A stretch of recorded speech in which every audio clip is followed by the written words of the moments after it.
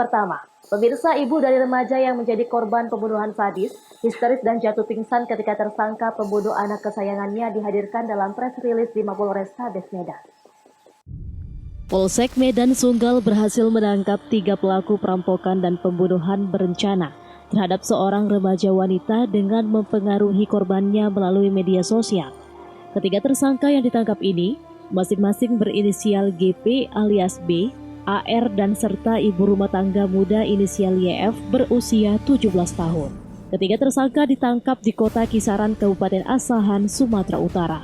Ketiganya ditangkap atas dugaan perampokan dan pembunuhan sadis berencana terhadap remaja berinisial REF 18 tahun pada 2 November 2020 lalu di Kecamatan Sunggal, Kabupaten Deli Serdang. Ibu korban yang hadir di Mapolrestabes Medan tidak dapat menahan kesedihannya dan pingsan saat ketiganya dihadirkan dalam press release tersebut.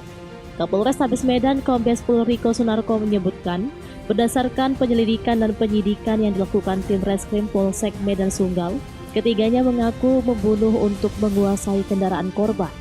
Modus yang mereka lakukan berawal dari rayuan tersangka YF, ibu rumah tangga yang masih berusia 17 tahun, saat berkenalan dengan korban di media sosial. Korban terpancing untuk bertemu di suatu tempat dengan mengendarai sepeda motor.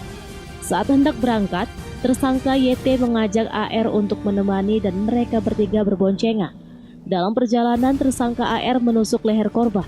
Meskipun terluka dan terjatuh, korban memberikan perlawanan. Tersangka GP alias B yang mengikuti mereka dari belakang dengan sepeda motor membantu AR menikamkan obeng hingga korban tidak lagi bergerak. Ketiganya kemudian kabur membawa sepeda motor dan harta korban. Korban kemudian ditemukan masyarakat sudah dalam kondisi meninggal dunia dengan 40 luka tusukan.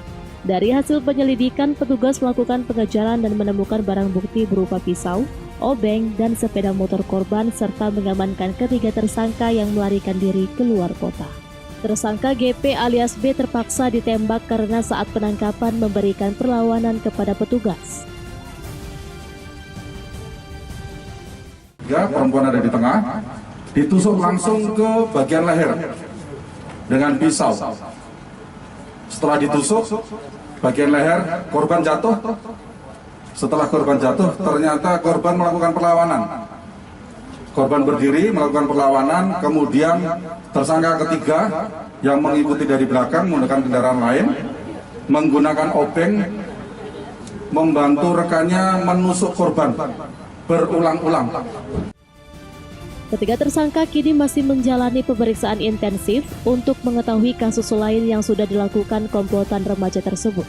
Terhadap ketiga tersangka dijerat dengan pasal berlapis dengan pasal 340 junto 338, pasal 365 KUH pidana dengan ancaman hukuman mati. Wahyu Pratama melaporkan untuk Evarina TV.